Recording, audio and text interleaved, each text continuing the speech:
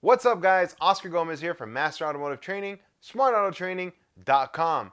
What day is it? It's Tuesday. So on today's Tech Tip Tuesday, we're going to be talking about invoices. Go ahead and stay tuned guys.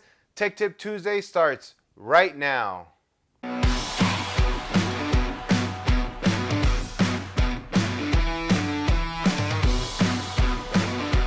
Why are invoices so important, you ask? There's a couple of reasons why. Reason number one, if you do a $2,000 repair but the customer never authorized you to do anything to the car, it's 100% free. That's right, free. In California, the invoice serves as a contract between you and the customer is authorizing a specific amount for the repair. If you don't do that in writing, the repair is 100% free. Doesn't matter what attorney you talk to, what judge sees it, you lost. You didn't have any authorization to work on the vehicle. You never got authorization to get the estimate revised or an increase in the estimate. It's your loss.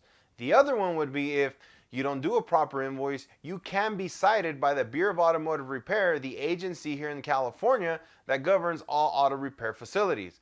If you don't do an invoice properly, you're going to get cited or you're going to lose money. Either way, you're going to lose money. How did we prevent that? We decided to build this series. This is a one part of a three-part series, so you guys want to stay tuned for the rest of them. But for now, let's go ahead and get started with the Write It Right. Looking at the Write It Right manual, the manual created by the Bureau of Automotive Repair here in the state of California, we're going to start with some definitions. The first definition we want to pay attention to is the automotive repair dealer. Automotive repair dealer is a person who, for compensation, engages in the business of repairing or diagnosing malfunctions of motor vehicles. If you're a Smog check station, you will also have to have an ARD or automotive repair dealer's license.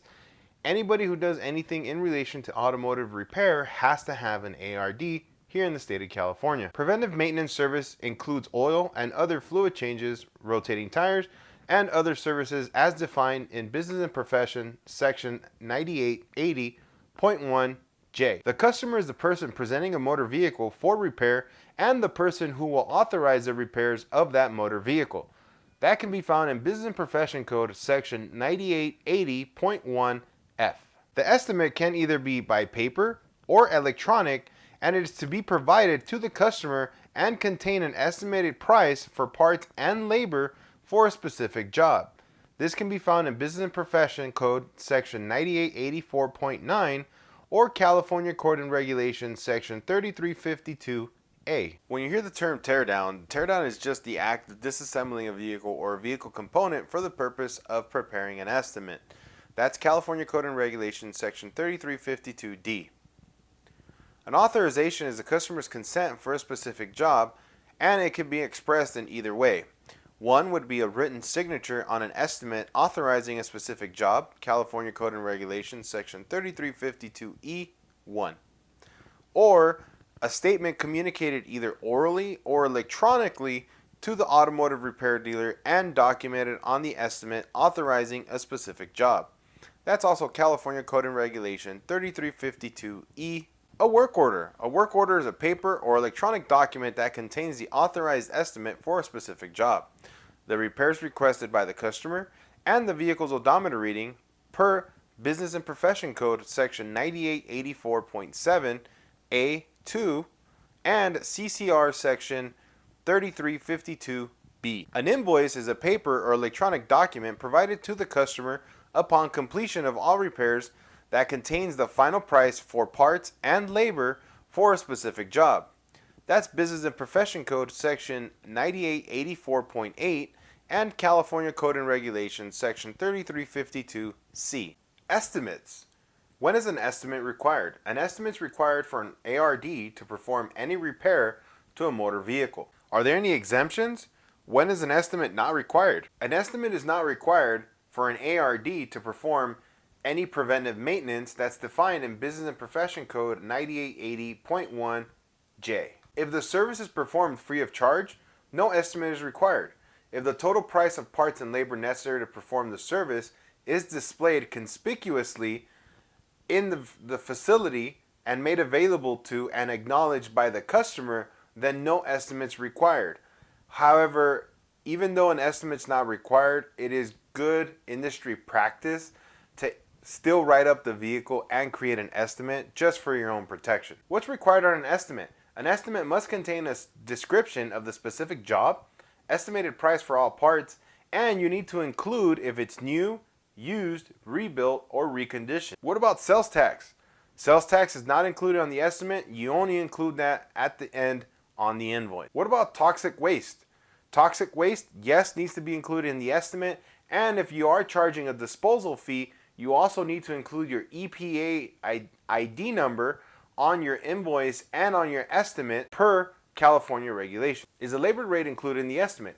No, it's not included, and it doesn't need to be included on the estimate or on the invoice.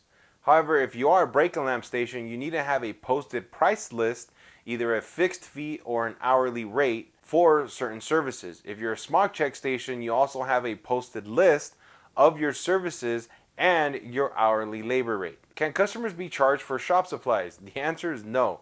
If you're charging for shop supplies, they need to be itemized, and they only can be the items used for that vehicle. So if you use 2 cans of brake cleaner, you can charge for 2 cans of brake cleaner, but they have to be listed and itemized for that specific vehicle. Are replacement parts required to be returned to the customer? Yes, only if the customer requests that at the time the estimate is authorized. However, if the part needs to go back because it's a core or because it's on an exchange basis, then no, the part will not be returned to the customer unless the customer pays for that core or that exchange fee. Can repairs be subletted? And who is responsible for the sublet repairs? Yes, sublet repairs can be performed with the consent of the customer, and the ARD must include within the estimate a statement that the sublet repair was performed on the vehicle, and if the customer asks, the ARD must disclose the name and location of the facility who performed the sublet repairs. Can smog check stations sublet repairs? Smog check inspections cannot be subletted. However, some stations performing repairs can sublet the following. Exhaust systems. Not all shops do catalytic converters, welding, so they have to be subletted. That can be subletted as long as the customer is aware that it will be subletted and the customer authorizes that repair be done and subletted out. If it's a defective component that has already been diagnosed by the facility and is being sent out because they don't have the proper equipment, yes, it can be subletted, but it has to be documented. Not all stations work on diesel powered vehicles. So if you're going to be sending a diesel vehicle out either to the dealership or a diesel specialty shop, that is also allowed as long as it's been approved and authorized by the consumer and the consumer knows that it will be a sublet repair. Transmissions. Not all ARDs or auto repair shops are capable of rebuilding transmissions. So transmissions can be subletted out to get rebuilt at another facility. What about computer reflashes? Not all shops have the capabilities to do computer reflashes, or some just don't feel comfortable. So they'll send them out to the dealership or specialty shops that do computer reprogramming. That is allowed to be subletted as long as it's authorized by the customer and documented as well. When is a teardown estimate required? A teardown estimate is required before disassembling a vehicle or a vehicle component for diagnosis. What's required in a teardown estimate? A teardown estimate must contain the same information that's required in a standard estimate plus the following: the cost of reassembling the vehicle or component, the cost of all parts and labor necessary to replace the items that are normally destroyed by teardown of the vehicle or component, such as gaskets, seals, O-rings, and sometimes clip. Must also include a notification that by tearing down the vehicle might not be able to be restored back to its normal original configuration without being repaired in the process. And also the maximum time it will take to reassemble the vehicle or component in the event the customer does not want to proceed with the repairs. Also take note that the maximum time is counted from the date of authorization of the teardown. Is a second estimate required after teardown? Of course.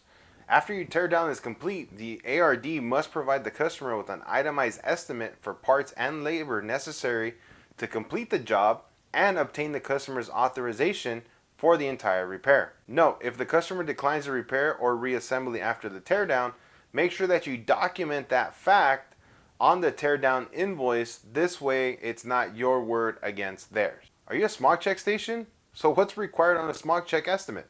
A smog check estimate must contain the same information as required as a standard estimate plus the following. A test and repair station must include a notice stating that the customer may choose another smog check station to perform needed repairs, installation, adjustments, and subsequent tests. A test-only station must disclose both orally and in writing if the vehicle may not be repaired for any of the following circumstances. The station does not have the adequate equipment, personnel, tools, or reference materials to repair a specific vehicle. The station, as a matter of policy, does not repair certain types, makes, and models of vehicles. The station, as a matter of policy, does not repair certain types of vehicle inspection failures: tailpipe, fuel evap, readiness monitors, etc. What's required on an auto body or collision repair estimate? An auto body or collision repair estimate must be itemized and contain the same information that is required in a standard estimate.